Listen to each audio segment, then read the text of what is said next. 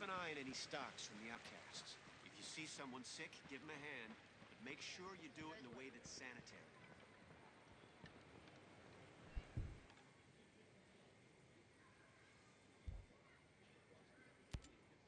Now that the AI has been let loose, what'll happen next? It's gone wild. By definition, it's unpredictable. Your guess is as good as mine. But you've known all the factors, the conditions, from the beginning. Yes, I always had a feeling this would happen. It was trust, really. A lingering hope that they would be able to control it, like they said they would. It's hard not to feel cynical about that hope now. So that's it? That's all you have to say? I can't deny that this outcome serves some. Maddox, for example, must be having a field day. Great, should I pop the champagne then? Sounds like a real party. Still don't get how Skell could be interested in both Maddox and you. You're like night and day. I would have said the same. Maddox was my opposite in every way, but here we are, both working on controlling killer drones. That's hardly a resemblance. Still goes to show how stars can realign given the right circumstances. Skell always was the kind to trust his instincts.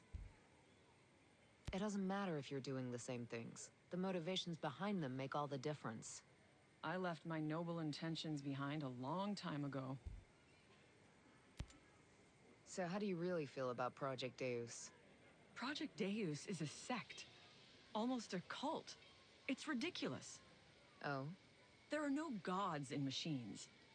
Computers are tools, nothing more. They obey and carry out what we will of them. Don't hold back. It's infuriating.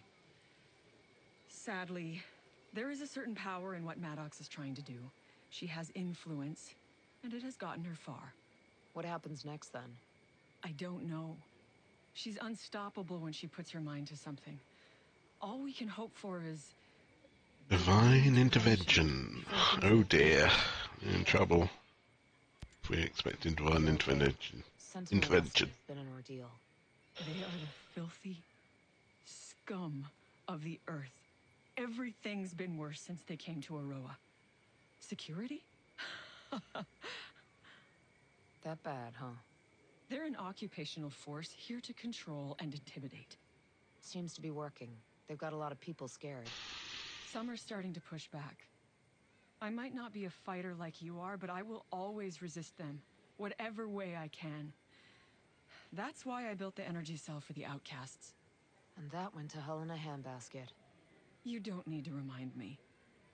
I just wanted them to have a source of electricity that wasn't hijacked from the Skell network. Keep them truly off-grid. One thing's for sure. I need to take better care in who I trust.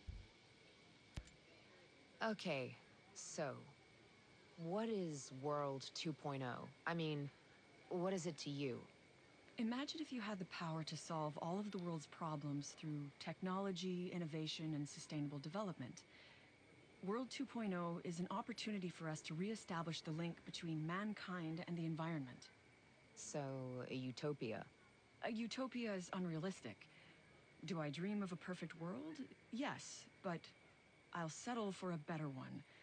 The joy of people coming together to achieve something bigger than themselves. That's the goal. A place where everyone can be the best version of themselves. You make it sound lovely.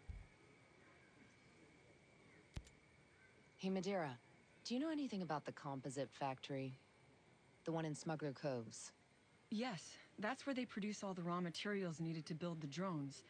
All of the alloys, plastics, and composites. You know, like carbon fiber and epoxy. It all happens in that factory. It plays a pretty vital role in the process and manufacturing of the drones. How are they able to get all of those materials and resources? They're extracted from the local mines and then reprocessed.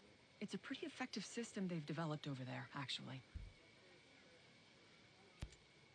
That open pit mine in Mount Hodgson seems pretty unusual for a place like this. It's not that unusual, actually.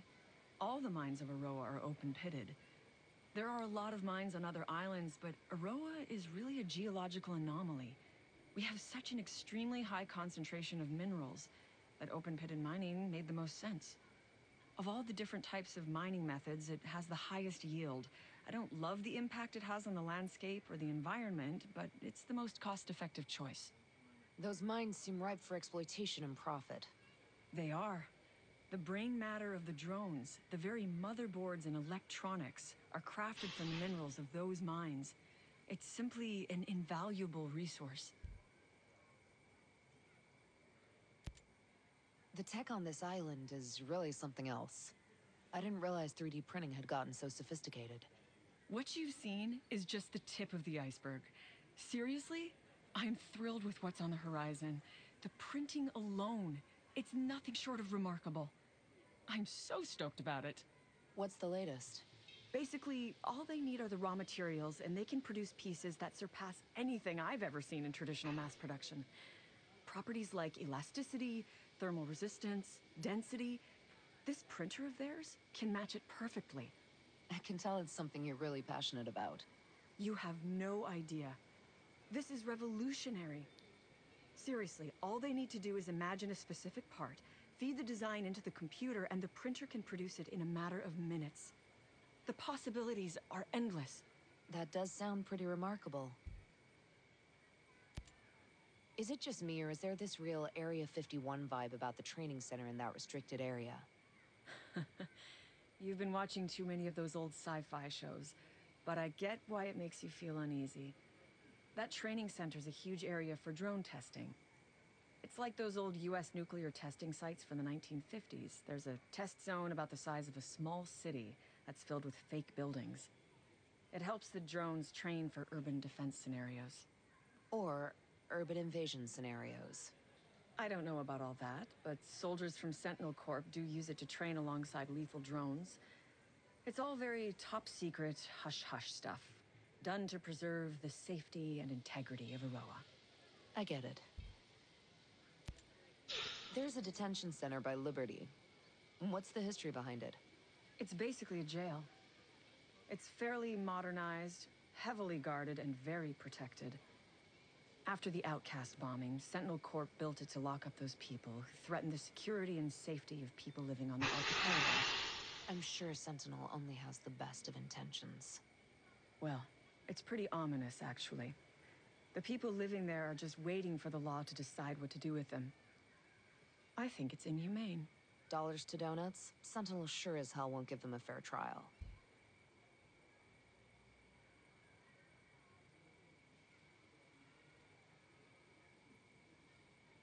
Stay safe. You too.